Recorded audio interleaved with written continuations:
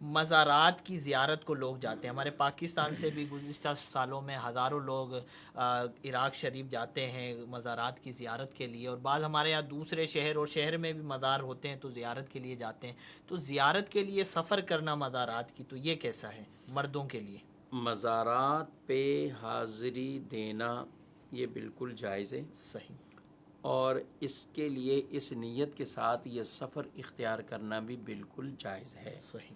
ہم دیکھتے ہیں ہم اپنے بزرگوں کو اور اسلاف کو وہ باقاعدہ مزار کی حاضری کے لیے ہی جایا کرتے تھے، اور اس نیت اور ارادے کے ساتھ کہ فلاں کے پاس جانا ہے. دیکھیں مزار جو ہیں قرآن پاک میں اللہ رب العالمین نے بیان فرمایا ہے، حضرت بی بی مریم کے محراب کا ذکر جہاں کیا ہے، ہنالک دعا زکریا ربہ، کہ یہاں زکریا علیہ السلام نے دعا مانگی، اللہ نے قبول فرمائی.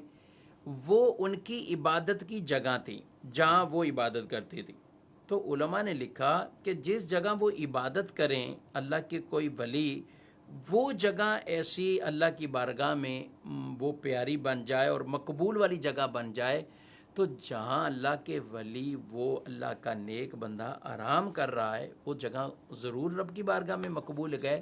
تو اس طور پر جانا جائز ہے. امام شافعی رحمۃ اللہ تعالی علیہ، آپ عاصم بھائی امام شافعی علیہ رحمہ کروڑوں لوگوں کے پیشوا ہیں.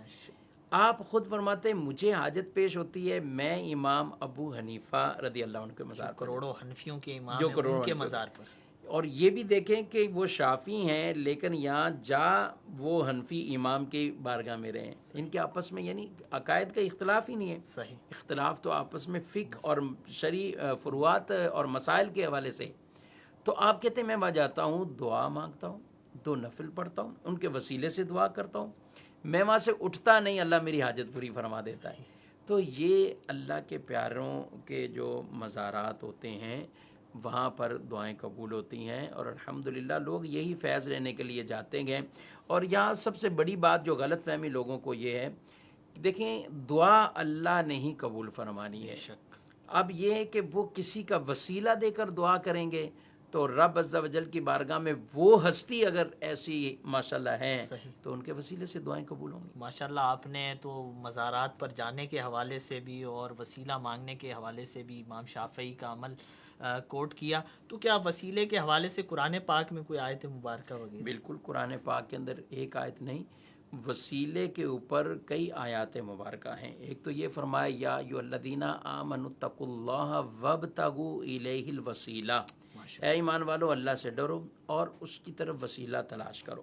اب یہ وسیلہ بالعمل بھی ہے اور وسیلہ بالذات بھی ہے. صحیح. کسی عمل کا وسیلہ بھی رب کی بارگاہ میں پیش کیا جاتا ہے اور جا سکتا ہے. اسی طرح کسی خاص جگہ کا، کسی ذات کا، کسی آدمی کا، اللہ کے پیارے بندوں کا، اللہ کے بزرگ بندوں کا، یعنی جو اللہ کے نیک بندے ہیں ان کا اگر کوئی وسیلہ پیش کرتا ہے تو یہ بھی جائز ہے. اور قرآن تو ہمیں خود کہہ رہا ہے وَلَوْ أَنَّهُمْ إِذْ ظَلَمُوا أَنفُسَهُمْ جَاءُوكَ فَاسْتَغْفَرُوا اللَّهَ وَاسْتَغْفَرَ لَهُمُ الرَّسُولُ، یعنی گناہ اللہ نے بخشنے ہیں لیکن فرمایا جا رہا ہے میرے محبوب کے پاس آ جاؤ، اور یہاں آ گئے اور یہاں استغفار کیا اور انہوں نے سفارش کر دی تو اللہ توبہ قبول فرما لے گا، اللہ رحم فرمائے گا. تو یہ بالکل جائز ہے.